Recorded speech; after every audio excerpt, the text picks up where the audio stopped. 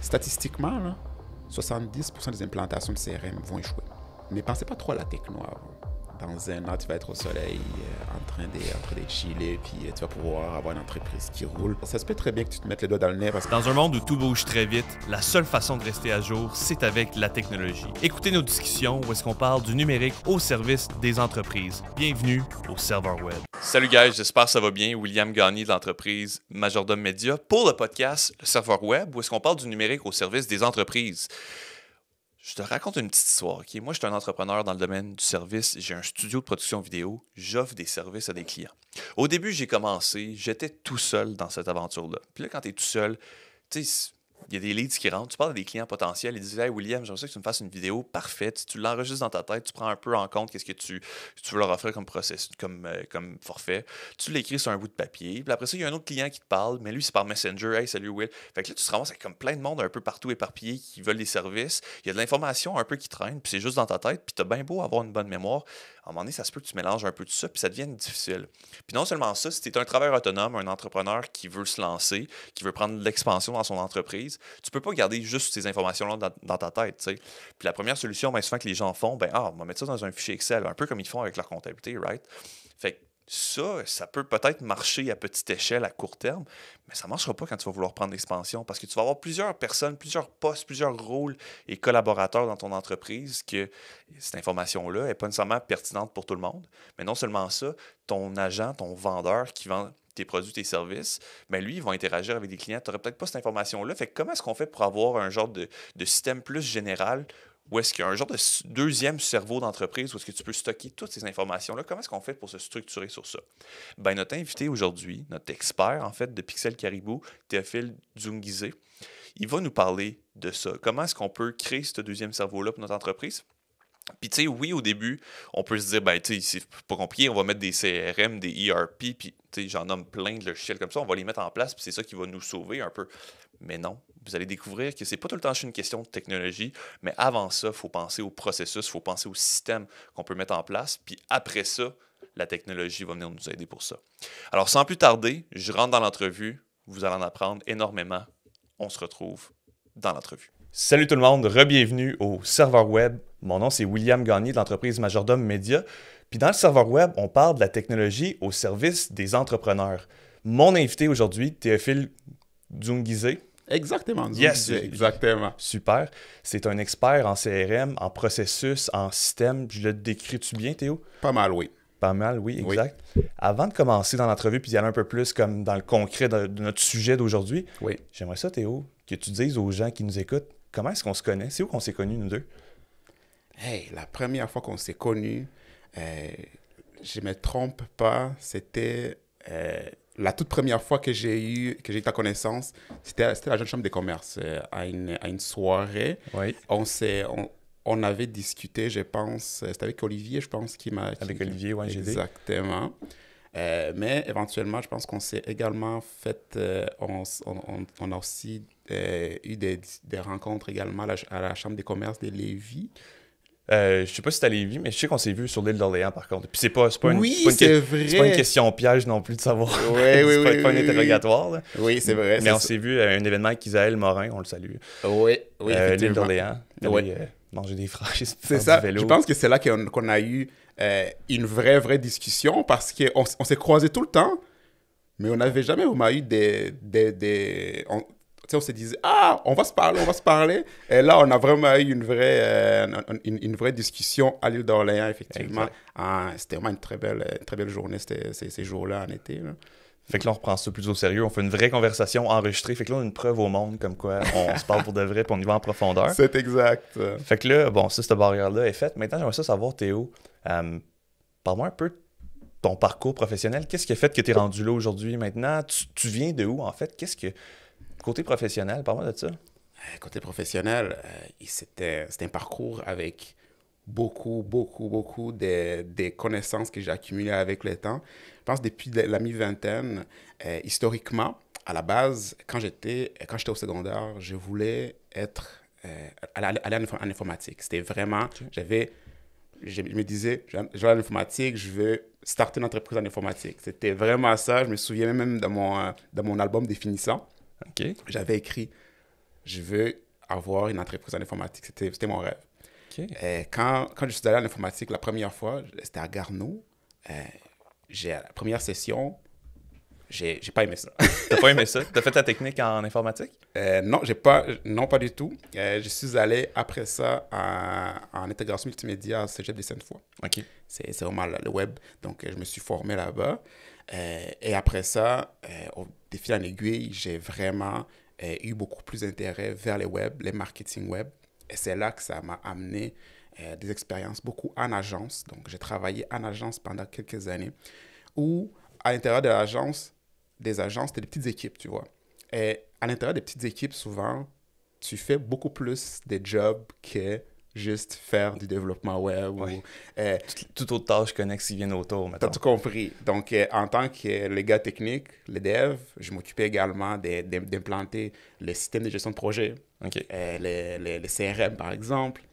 Fait que, mettons, je veux pas t'interrompre, mais mettons les outils un peu plus, les SaaS que l'entreprise peut utiliser, les logiciels qui sont comme dans l'écosystème, qui sont pas nécessairement quelque chose que vous développez custom, mais tu sais, des logiciels que tu peux retrouver sur le web. C'est exact. Ok. Oui, c'est ça. Parce que, on a à la fois les logiciels qu'on utilise pour les clients, mais des fois, à l'intérieur de l'entreprise, on va avoir nos outils à nous, bien évidemment, pour faire rouler. Parce que très souvent, il y a même des agences, on pense que c'est sur les entreprises qui sont les plus... ils sont super techno parce qu'ils font la technologie. Mais il y a beaucoup d'agences qui sont encore très classiques, qui n'ont pas encore, des moments, les systèmes en place. Et on dirait qu'à force de jouer là-dedans, en intégrant ces systèmes-là à l'intérieur de l'entreprise où je travaillais, j'ai vraiment commencé à triper là-dessus. Donc, au-delà de juste les marketing, etc., j'ai compris également la force que ces outils avaient sur notre productivité, mais également mais également vraiment dans l'entreprise en général. Donc, j'ai décidé, en fait, les différents rôles que je prenais, je voulais souvent prendre ces rôles-là. Donc, quand j'ai quitté les agences, je suis allé travailler également en tant que coordonnateur marketing dans une entreprise à Québec, chez Drone Expert. Et je faisais beaucoup également, au-delà de juste la coordination marketing, je m'occupais également de beaucoup des automatisations à l'interne, les systèmes. Et là, je me suis rendu compte que j'avais beaucoup j'ai porté beaucoup de chapeaux. Je comprends. Mais j'ai vraiment trippé parce qu'on se rend compte que jouer avec ça, c'est la puissance que ça donne et les possibilités que ça offre à l'entreprise était extra. Et puis, j'ai décidé après ça de partir à mon compte quelques temps plus tôt. Mais en fait, quelques temps plus tard, le même été. Quand je suis parti à mon compte, c'était pour surtout, je me disais, je me lançais une agence marketing web. Parce que c'est ça, bien sûr, que j'avais déjà fait. Jusqu'à ce qu'il y ait une ancienne collègue de contact. Hey Théo, j'ai mon client, tu te souviens quand on travaillait avec HubSpot il y a quelques années, je suis rentré dans une entreprise et puis l'entreprise, on implante HubSpot, puis je sais qu'on a travaillé ensemble là-dessus et donc j'aimerais ça que tu viennes nous aider avec ça.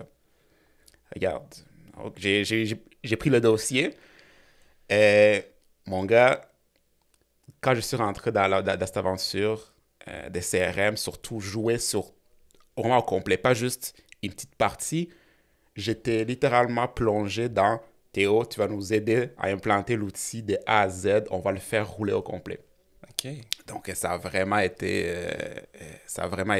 toute une expérience et ça a ouvert cet intérêt en moi de pousser mon entreprise beaucoup plus vers cet aspect-là. Et je me suis dit, voilà ma force. Je vois que j'offre beaucoup de valeur aux entreprises avec surtout cet aspect-là, automatiser leur processus, surtout des ventes, leur système. Et j'ai décidé de rentrer complètement et de pousser mon entreprise spécifiquement à mon compte, spécifiquement en faisant ce travail-là. Tu vois. Parce que plus je t'entends parler, tu sais, dans les premiers rôles que tu as eu dans tes premières carrières, ça me sonne beaucoup comme la définition d'un entrepreneur, où est-ce que tu devais implanter des affaires, tu avais de l'initiative justement pour mettre en place ces systèmes-là. Puis de qu'est-ce que je comprends un peu, comment tu t'es lancé en affaires, c'était une de mes questions d'ailleurs, mais tu as un peu répondu au travers de tout ça. J'ai l'impression que c'est venu un petit peu naturellement, dans le sens que ta collègue qui t'appelle « Hey, on a besoin d'aide pour mettre en place un HubSpot ». Je pense que c'est plus, mettons, l'entrepreneuriat qui t'a trouvé, tu dirais-tu ça ou... Ou c'est dans toi, tu savais que tu allais lancer quelque chose? Je sais que c'était écrit au secondaire, là, mais à part de ça. C'est un bon point. Je dirais que je ne pensais pas que ça allait arriver pour cette période-là, en tout cas. Ça allait... Je le voyais, mais j'avais toujours repoussé ça pour plusieurs raisons. On a eu la super COVID, bien sûr. Of course. Mais oui, j'ai toujours eu cet intérêt, effectivement, à vouloir, à toujours vouloir me pousser dans l'entreprise, soit dans l'entreprise où je suis, mais également à fonder mon entreprise à moi pour que je puisse fider et offrir de la valeur aux autres à mes termes en soi. Donc oui, je n'ai pas eu le choix de me lancer cet été-là parce que, en plus de ces mandats, j'ai eu un autre mandat qui m'ont brûlé cet été-là. Je me suis dit, je ne peux pas continuer à travailler en entreprise. Donc oui, j'étais quand même propulsé là-dedans, peut-être plus tôt que je l'avais pensé, mais je comprends. C'est ça, j'ai quand même été poussé, donc oui. OK. Là, on va creuser un petit peu plus dans ça, mais avant, juste pour ceux qui nous écoutent, qui ne savent pas nécessairement c'est quoi HubSpot, c'est quoi HubSpot? Juste rapido, mini définition pour que tout le monde soit à jour, là. HubSpot fait partie de la grande famille des outils qu'on appelle des CRM. Donc, un CRM, c'est quoi un CRM? Par définition, en anglais, on va dire Customer Relationship Manager, mais c'est un système de gestion de relations clients. Donc, c'est sûrement une plateforme où tu vas avoir accès à toutes tes interactions, ton historique, également toutes les actions commerciales que tu as fait avec tes clients. L'idée ici étant d'avoir une plateforme qui va unifier tout ce que tu fais avec tes clients pour que de un, tu arrêtes d'avoir tout dans la tête. Parce que les entrepreneurs, on a tendance à se dire, surtout quand on commence, on a tout dans notre tête. Tout. Oui. Puis, donc, le CRM va venir vraiment aider à, OK, parfait, on a un processus de vente, voici nos clients, voici ce qu'ils sont rendus, voici ce qu'ils ont acheté. Et ça permet donc de pouvoir faire de meilleures activités marketing, des meilleures activités de vente, mais également des meilleures activités de service client. Parce qu'à la toute fin, c'est ça le but, d'offrir un meilleur service client parce que souvent, tu peux te rendre compte qu'il y a beaucoup d'opportunités à l'intérieur que tu aurais manqué otherwise si tu n'avais pas été, si tu n'avais pas un outil pour tenir ça. C'est exact. Fait que si je comprends bien, puis aussi pour le résumer d'une certaine façon, mettons que moi, je suis une entreprise qui fait de la production vidéo. Je sais pas, mon beau-frère, il disait, hey, parle à telle personne, lui, il a besoin de faire de la vidéo. Fait que là, cette personne-là devient comme un lead, j'imagine. Oui. Il va rentrer dans mon CRM. Puis là, que cette personne-là, tu sais, j'ai des petits échanges avec, nanana. Fait que quand je vais, mettons, l'appeler au téléphone pour prendre ses besoins, est-ce que c'est quelque chose que je mets dans le CRM? Absolument. C'est l'utilité de ça. Donc, puis après ça, c'est de l'amener comme à la fin de ton processus de vente jusqu'à temps que tu closes une vente avec lui, right? Exactement. Parce que les buts ici, bien sûr, c'est que tu puisses te dire, OK, effectivement, OK, voici telle personne, est intéressé à tel service. Je comprends. Comment, après ça, OK, maintenant, je lui ai envoyé une soumission. Tout est logué dans le système. Après ça, maintenant, c'est devenu une opportunité. Donc, c'est une opportunité de vente. OK, super. Après ça, une fois que ça a été vendu, OK, maintenant, c'est quoi les services qu'on lui a rendus? C'est quoi les autres produits, etc. Donc, effectivement, c'est tous les cycles de vie de ton client. OK. Et ça permet d'avoir une vue globale de tout ça. Il se trouve où là-dedans? Qu'est-ce que tu as facturé? Puis après ça, peut-être déboucher d'autres opportunités. Y a-t-il d'autres choses qu'il aimerait avoir? Puis aussi, là, ça me débouche plein de questions. Puis je sais pas, j'avais-tu interrompu quelque chose? Pas du tout. Pas du tout. Tu complètes très bien. Mais ça m'amène sur une autre réflexion. Tu l'as dit, les entrepreneurs qui commencent, bien souvent, sont tout seuls. Puis ils ont tout ça dans leur tête. Puis c'est comme, oh, je vais m'en rappeler. Ou tu sais, je sais pas, moi, je suis un gars qui essaye beaucoup d'outils. Fait qu'à un moment donné, je dis, je vais écrire des notes sur une telle place. Là, finalement, non, j'aime pas ce outil, je suis rendu ailleurs. Oui. Fait que, est-ce que ça rend ça plus facile, mettons, quand quelqu'un veut prendre l'expansion? Est-ce que c'est un outil qui doit être en place pour un entrepreneur qui veut prendre l'expansion, avoir une équipe, agrandir ça avec des collaborateurs? Est-ce que c'est nécessaire de s'équiper avec un logiciel comme ça? À mon avis, oui. Il y en a qui vont commencer leur entreprise avec une bonne vieille feuille Excel. Et c'est correct, tu vois.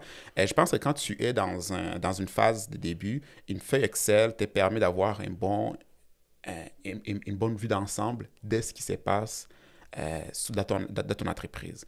Mais plus tu vas grossir, plus tu n'es pas nécessairement la seule personne dans ton équipe. Et effectivement, tu as des collaborateurs, tu as des gens peut-être qui ont aussi besoin d'avoir accès à ton système pour qu'ils puissent se dire, OK, tu as besoin que j'appelle, mettons par exemple, juste une personne mettons, une assistante virtuelle ou quelque chose du genre, ou encore tu as un vendeur que tu engages dans l'entreprise, ou bref, plus tu as des gens, plus tu as des systèmes un peu plus complexes à l'interne pour tes systèmes pour tes ventes, tu n'auras pas le choix. Puis, tu sais, les entrepreneurs, effectivement, on aime ça, avoir beaucoup de choses dans nos têtes. C'est pas qu'on aime ça, mais éventuellement, ça nous arrive, on va les avoir dans notre tête, c'est sûr. Je comprends. Mais tu es déjà fatigué par toutes les choses que tu fais. La dernière chose que tu as besoin, c'est de commencer à te remplir constamment d'autres.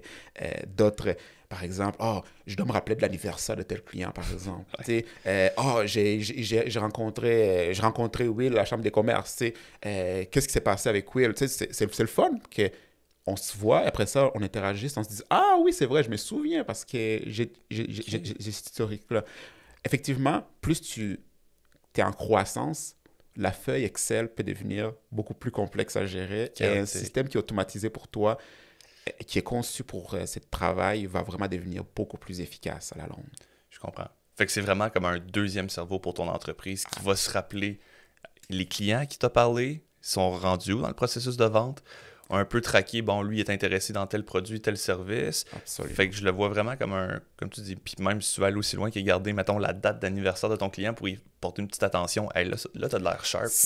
Oui, puis c'est vraiment, quand on dit que ça va servir sur les 3, marketing, vente et service, ben les services, des fois, c'est sur des choses, des petites subtilités comme ça qui vont changer ton expérience complète. Tes souvenirs de la date d'anniversaire, tes souvenirs que la personne aime telle chose. La petite attention, hein, que quand, imagine, si tu as une entreprise où tu as 3 vendeurs, par exemple, et que la personne passe à travers 3 vendeurs, mais que les 3 vendeurs savent exactement l'expérience, parce qu'on ne se mentira pas, là. Souvent, l'expérience qu'on a avec différentes entreprises, c'est que tu vas parler à quelqu'un la première fois. La deuxième fois que tu fais un appel, c'est peut-être quelqu'un d'autre. Mais il y en a des entreprises que tu ne savent pas du tout ce qui... Il n'y a pas de suivi entre les deux. Il n'y a pas de suivi entre les deux. Mais la petite attention des... tu arrives dans le CRM, tu te dis, cette personne n'aime pas parler de telle chose. Donc, déjà là, la petite attention que les clients ils comprennent que l'entreprise est attentionnée, c'est vraiment le fun. Fait qu'au-delà de juste soi-même pour son cerveau de l'entrepreneur, dans toute l'équipe, c'est vraiment le fun parce que ça coordonne toutes les attentions. Okay. En fait, ça coordonne tout le monde afin d'offrir une expérience vraiment qui est tout le temps constante, tu vois, entre différentes parties de l'entreprise. Fait qu'essayer de standardiser un peu tout ça, ça me fait du sens. Oui. Maintenant, puis toi, tu es dans le domaine là-dedans, toi, c'est comme un peu ton travail, de faire ça, de mettre ça en place. Mais tu as un entrepreneur ou une entreprise qui vient te voir et dit « Hey, Théo, je sais pas, moi, je veux vraiment comme automatiser certaines choses. » C'est quoi la première étape que tu dois regarder avec les autres? C'est quoi la première step qu'une entreprise doit faire pour dire « Je vais mettre un système en place, je vais mettre un logiciel en place, je vais mettre quelque chose pour nous organiser, nous structurer. » C'est quoi le premier step qu'il doit prendre? Je dirais que le premier step, je vais juste parler au début, mentionner un point en général. C'est rare que beaucoup d'entreprises, ils savent qu'ils ont des problèmes. Donc, très souvent, ils vont me dire, ouais, on perd beaucoup de dossiers. Il y a plein de choses qui sont perdues dans la craque. On a des informations qui sont... Donc, très souvent, ils ne savent pas qu'une technologie telle existe. Plusieurs d'entre eux sont tellement pris à leur activité au day-to-day qu'ils ne savent pas qu'il y a des outils qui peuvent les aider. Donc, très souvent, ils voient que, OK, Théo parle d'automatisation, puis il parle également d'unifier le système. Je suis intéressé, qu'est-ce que tu peux m'offrir? Donc, la première chose qui vont venir la première chose qu'on va travailler ensemble, c'est de voir, c'est quoi l'objectif? C'est quoi que tu vises réellement? C'est quoi ton problème? Puis là où ton point A, puis on peut regarder c'est quoi les points Z, mettons, si on veut. Donc, on va regarder, c'est dire, OK, par exemple, mettons, toi, Will, tu arrives, tu me dis, ouais, Théo, on a tous ces problèmes que j'ai mentionnés tantôt. Mes vendeurs, on est tous mêlés. Je viens d'engager 2 personnes, mais j'ai l'impression que la job continue à s'accumuler, puis on a de la misère à en prendre plus. on va regarder, OK, donc ton objectif spécifiquement, c'est d'être plus coordonné avec les équipes, donc en ce moment. Et après ça, ce que nous allons faire, puis c'est vraiment la grosse planification, c'est toujours, on va regarder qu'est-ce qui se passe déjà à l'intérieur de ton entreprise. Il faut toujours regarder comment est-ce que le besoin est construit avant de se dire quelle rénovation ou est-ce qu'on l'a déconstruit, on a fait notre. Fait qu'avant de choisir l'outil au final, c'est de voir c'est quoi le problème. Tu sais, c'est comme, mettons, je veux construire un mur, mais peut-être que c'est pas un marteau-piqueur que j'ai besoin. Tu sais, c'est peut-être, on s'entend là.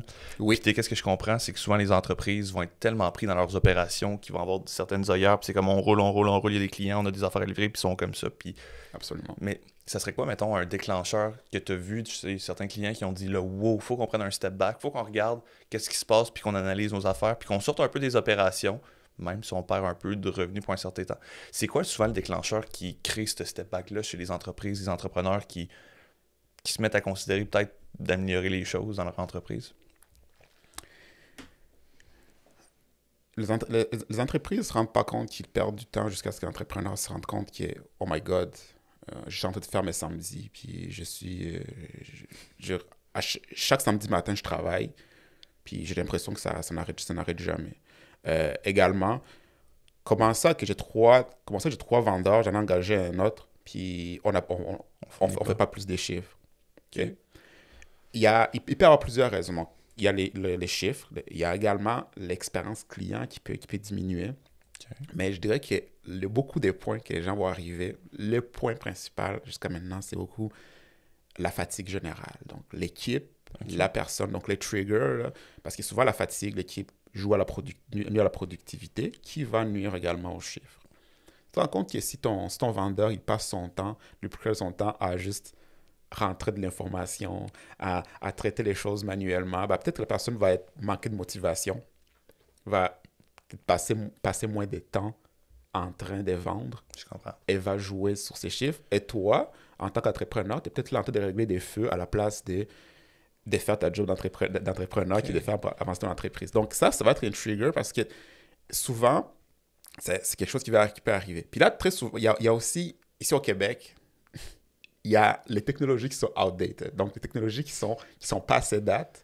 Il y a beaucoup d'entreprises qui roulent encore dessus. Donc, ces problèmes-là peuvent être causés aussi par le fait qu'il y a beaucoup de technologies qui font rouler des entreprises ici au Québec, qui sont tellement passées date que... juste un exemple, j'ai un ami que son entreprise, jusqu'à tout récemment, avant qu'il en fasse l'acquisition, roulait encore sur MS-DOS. Okay. Sur puis, tu sais, l'entreprise fait un gros volume, mais quand une entreprise roule sur MS-DOS, c'est tout d'engager quelqu'un, puis de les former. Puis... Donc, ce sont des choses qui vont arriver, dire, OK, il faut quelqu'un pour nous aider, parce que on peut pas continuer comme ça, tu vois. C'est dur pour moi de continuer si c'est constamment je suis constamment en train de régler des feux, puis constamment en train de former quelqu'un, puis la personne est mêlée, puis elle est frustrée, ça marche pas. Fait que si je résume, du moment qu'un employé, mettons que son rôle c'est d'être vendeur, du moment qu'un employé se ramasse à faire plein d'autres affaires sauf être face à job, absolument c'est un bon indicateur qu'il y a quelque chose qui est pas bien organisé, qui est pas bien structuré, qui est pas bien mis en place pour qu'il fasse son travail. Fait que c'est là que, OK, reculer un peu, dire OK, comment est-ce qu'on peut comme réorganiser ça, que ça soit plus simple, que ça soit plus facile. C'est là que, OK, il faut qu'on pense à Théophile, mettons, pour faire ça, right? C'est exactement ça. OK, très intéressant. Puis là, on a parlé beaucoup du CRM, là, c'est plus dans le processus de vente, puis les relations, puis le service clientèle. Oui.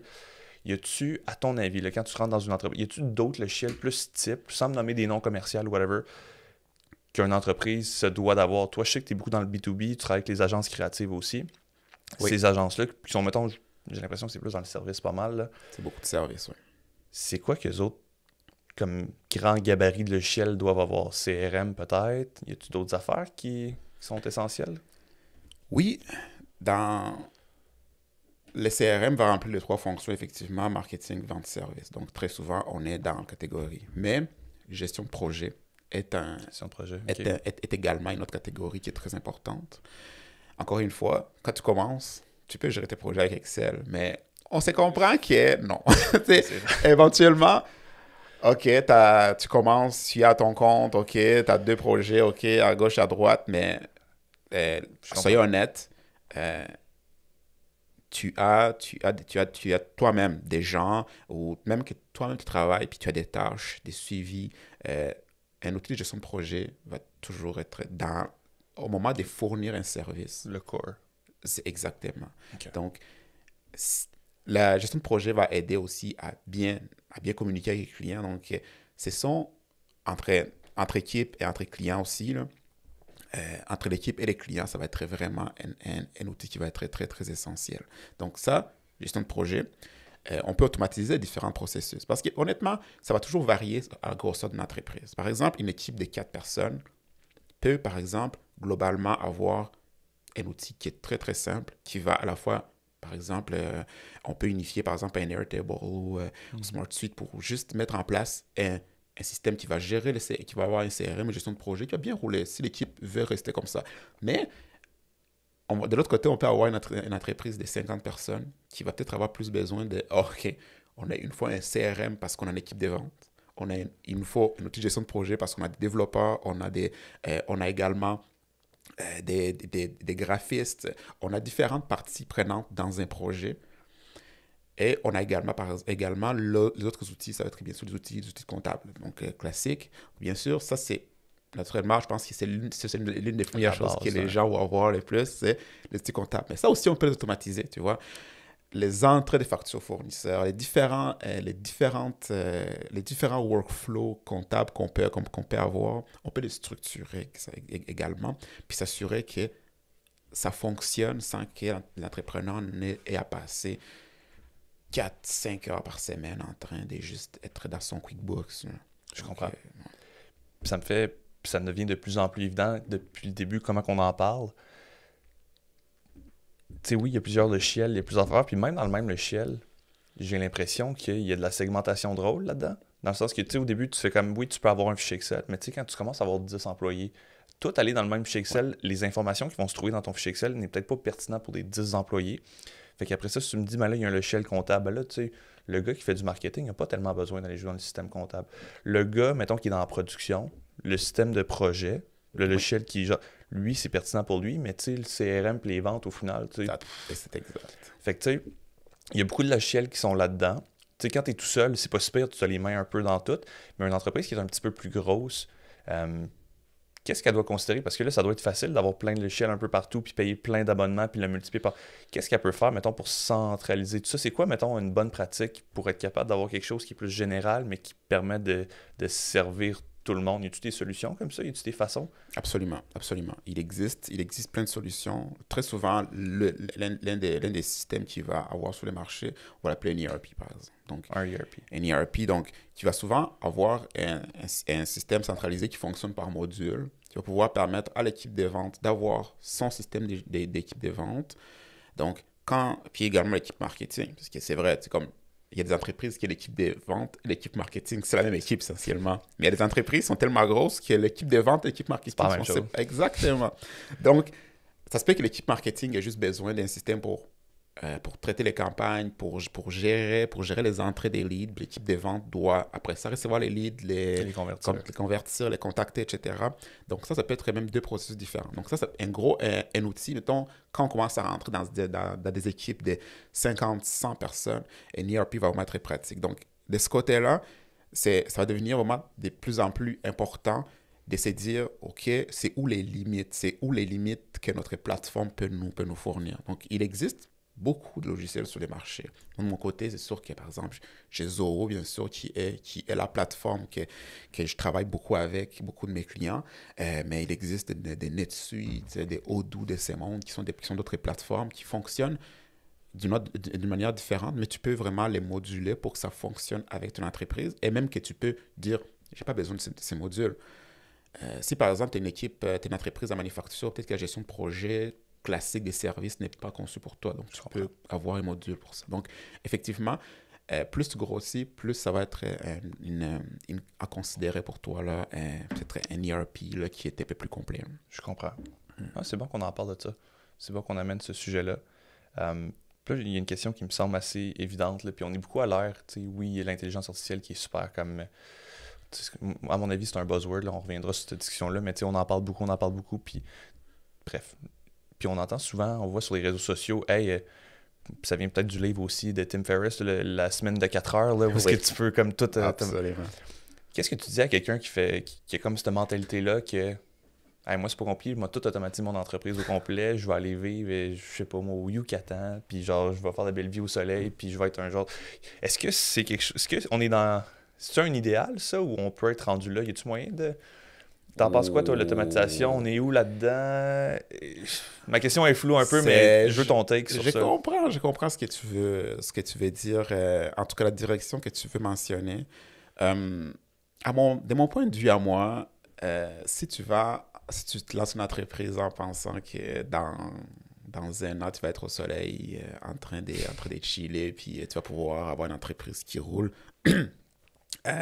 tout seul, donc comme on dit en bon français, en autopilot, puis que tu vas juste faire 2-3 clics par semaine. 2-3 courriels. Exact, puis tu vas avoir du cash qui va rentrer à tous les jours. Ben, ça se peut très bien que tu te mettes les doigts dans le nez, parce que honnêtement, la réalité c'est que avoir une bonne entreprise qui fonctionne implique à la fois des humains puis l'automatisation. Ce qui veut dire que, oui, les AI va servir. Il y a beaucoup de clients. En fait, j'ai des clients que les AI va jouer, mais je ne vends pas des AI ou dire je vais t'automatiser tout ce que tu peux, parce que franchement, il y a encore beaucoup des processus qui sont vraiment, mais qui nécessitent en fait l'intervention humaine. Et là, les AI, l'automatisation ne changeront jamais la chaleur qu'une personne va avoir lorsque tu interagis au service client puis que tu dois parler à la personne. Mais ça va par exemple aider la personne au service client à diminuer sa charge des tâches pour offrir un service encore plus extraordinaire à la personne au téléphone, tu comprends? Donc, pour ceux qui pensent qu'ils peuvent se départir des employés, faire rouler l'entreprise en autopilot et tout, la réponse est que non, on n'est pas... Puis je ne souhaite pas ça. Je ne souhaite pas honnêtement que la société pense que c'est quelque chose qui devrait être vu comme ça, parce que la connexion que deux personnes ont, moi, je vois la technologie puis les AI comme l'outil qui aide à ce que les humains soient leur meilleur dans leur connexion, tu vois. Je ne suis pas trop fatigué. Si je suis un employé de service client tantôt, comme je mentionnais, si je suis rendu à ma 30e interaction de la journée, puis en plus de ça, j'ai dû faire de l'entrée de données manuelle, puis je suis brûlé, c'est possible que mon service soit vraiment moins bon qu'au début de la journée, tu vois. Clairement. Donc, ça, c'est un exemple. Donc, il faut toujours regarder c'est où les opportunités, où ce qu'on peut rendre notre équipe meilleure. Pas nécessairement juste de dire c'est automatiquement pour remplacer notre équipe, tu vois. Parce que, honnêtement, te dire que tu as tout remplacé, ce n'est pas... Ouais. Mais oui, je sais qu'il y en a qui en rêvent. Puis, dans mon domaine, à tous les jours, c'est un domaine avec des gens qui ont beaucoup de faux mots. Hein? Donc, ils vont toujours voir... Il y a des entreprises qui se lancent des agences en automatisation AI, puis c'est correct. Puis, ils vont vendre les AI comme la solution, mais c'est ça. Donc, pour reprendre un peu, parce que je pense que c'est peut-être que je prends de l'avance sur ce que tu mentionnais sur le fait que c'était un buzzword. Ouais, j'ai le même avis que toi aussi là-dessus. Je partirai pas sur pourquoi je trouve que c'est un buzzword. J'ai un background techno, fait que tu sais, des fois, quand tu vois des applications qui sont comme... puis tu vois le petit icône avec genre des petits brillants, là, puis c'est comme en voulant dire qu'il y a du AI dedans, là. En tout cas, j'en ai déjà parlé dans d'autres podcasts, puis je veux vraiment pas ouvrir la porte à ça, là, mais souvent, en tant que développeur, si tu vas voir en arrière dans le code, là, ceux qui se vantent AI, qu'est-ce qui va se passer? Deux choses. Soit un call API vers OpenAI ou un autre fournisseur à quelque part d'un LLM, ou des if. If. Exact. Puis rendu là, c'est pas du AI, Absolument. c'est un algorithme. En tout cas, ça, on en reparlera un autre jour, c'est pas le but de la conversation, mais je comprends le point, puis je trouve que c'est une belle façon de voir des choses comme l'intelligence artificielle. Oui, c'est un outil pour aider à automatiser, mais si on part au point de départ, c'est vrai qu'il y a un côté chaleur humaine qui est importante. Puis la première étape, ça devrait toujours être basé sur tes processus. Si ton processus n'est pas clair, n'est pas évident, exactement. Tu peux-tu l'automatiser? Non. Non, vraiment pas. Vraiment pas. Puis c'est ça. Il y en a qui pensent que c'est un miracle. Mais puis la chose que je fais pour plusieurs mandats, tellement la chose plate, des classiques. Il faut qu'on mappe tes affaires. Il faut qu'on regarde c'est quoi là où se trouve là où on voit les sables dans l'engrenage. Il faut qu'on teste puis qu'on regarde est-ce qu'en ce moment, ton truc fonctionne. Est-ce que les personnes sont à la bonne place? Est-ce qu'ils font...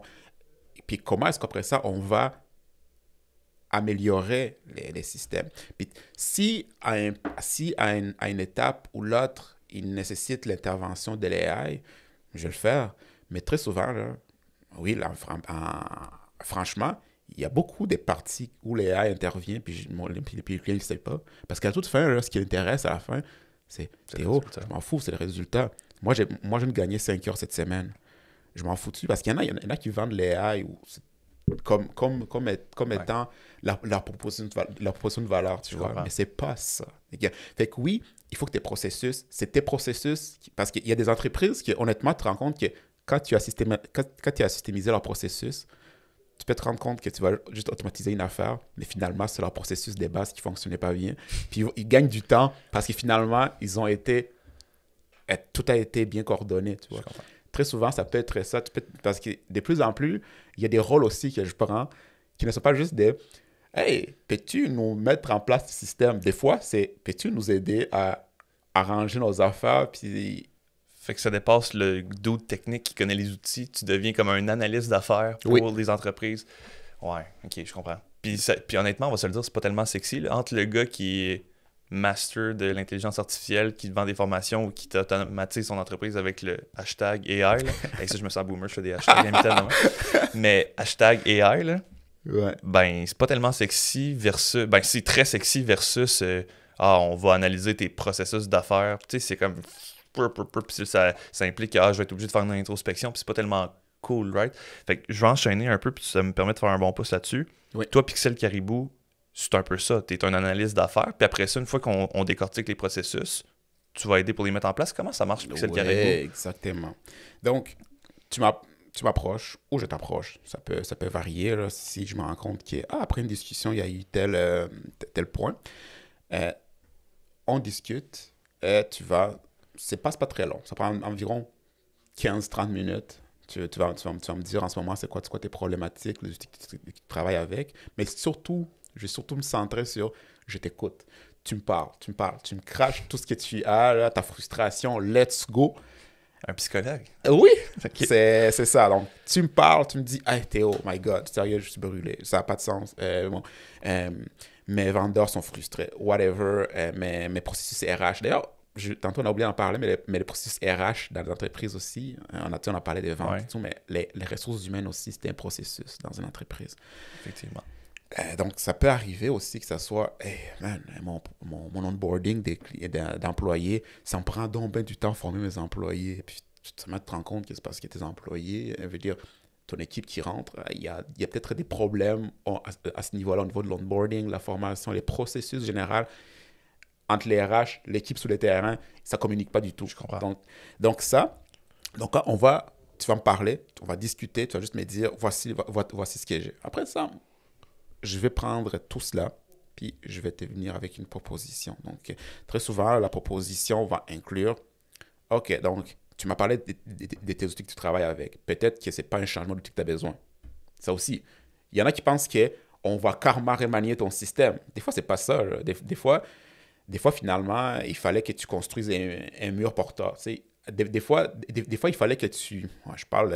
en construction. En construction, mais je ne connais rien en construction. Donc, bref, ouais, je comprends des fois, c'est une question de rénovation puis d'amélioration que nécessairement, il faut tout déconstruire et rebâtir. Et donc, après cette discussion, on va parler ensemble. Puis, donc là, je vais te proposer, OK, voici comment est-ce que ton système, d'après ce que tu m'as dit, voici comment je les vois. Voici comment est-ce que je te proposerais qu'on mette en place les nouveaux systèmes, puis les différentes étapes. Puis, une fois que l'entente est convenue sur, OK, c'est vrai, ça a du sens, parce que très souvent, là, ça peut s'en prendre 2-3 jours pour vraiment analyser ça. Puis, ouais. Exact. Puis là, c'est là aussi que je te propose les différents outils qu'on peut mettre en place ou les différentes améliorations qu'on peut mettre en place. Mais une fois qu'on a commencé ça, on va mapper ou regarder les processus que tu as déjà. Parce qu'il y a des entreprises qui ont déjà leur processus démappé, mais on va regarder qu'est-ce qu'il y a entre les mappings qu'on va mettre en place, puis les mappings qui existent déjà, si ça existe déjà. Mais les gros, là, la technologie n'est pas vraiment compliquée. La programmation, c'est pas la partie la plus compliquée. C'est la partie de la planification, les mappings, les choses plates. Je comprends. Puis c'est là qu'on va travailler beaucoup, à s'assurer que, OK, on est sur la même longueur d'onde. Après ça, on va mettre en place la techno. Ouais. Donc, c'est vraiment là que ça va...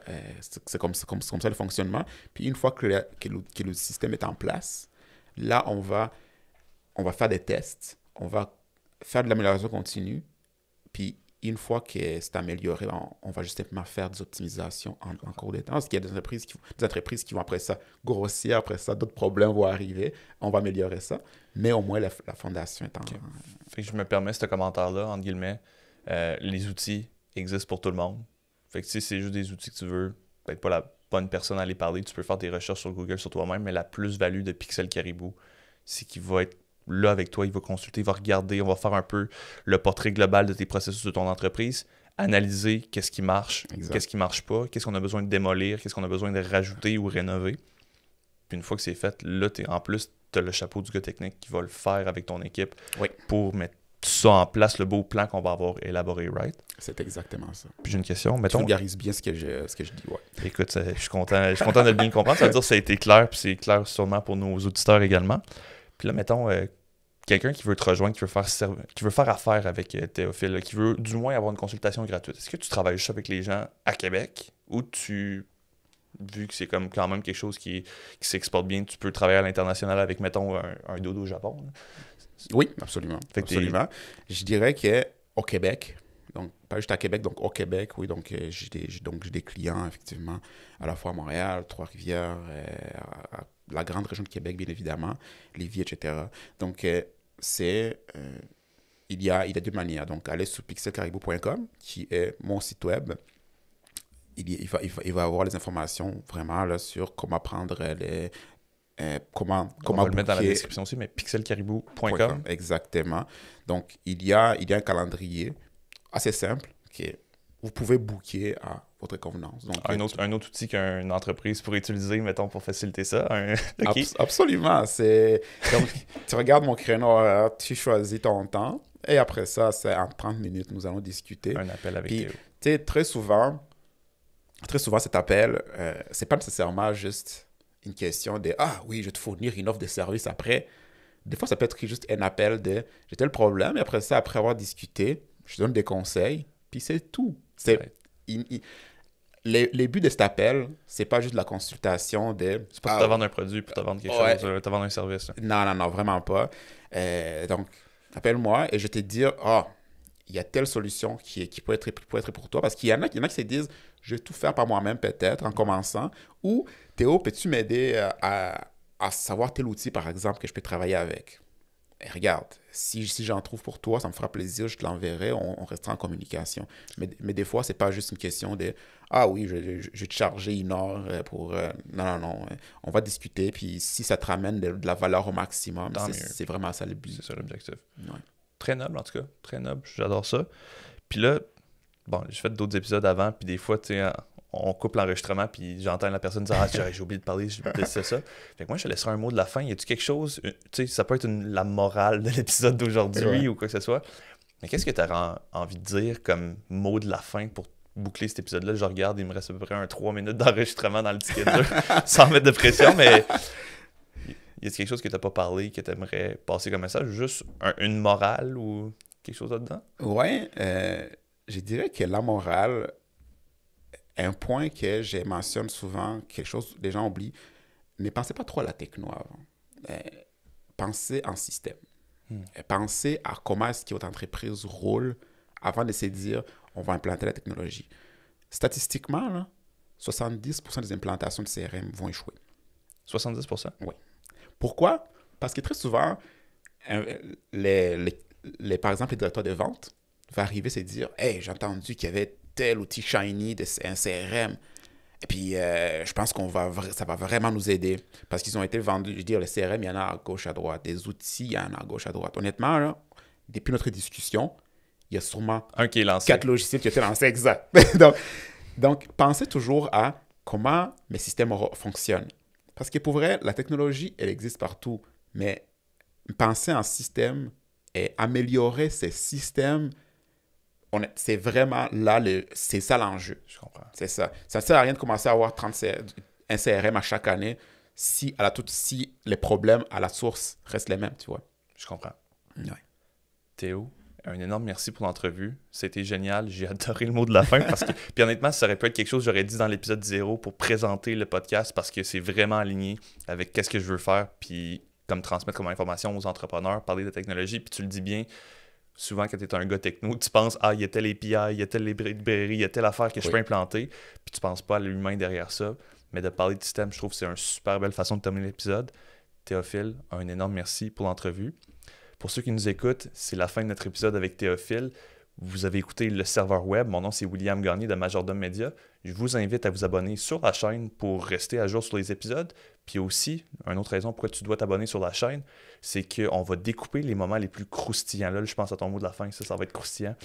On va les mettre sur la chaîne. Fait que ceux qui ne veulent pas se taper les épisodes au complet, ben vous allez avoir accès à ces petites pépites-là qui traînent un peu partout. Fait que c'est pour ça que tu dois t'abonner. On se retrouve pour un autre épisode. Au revoir.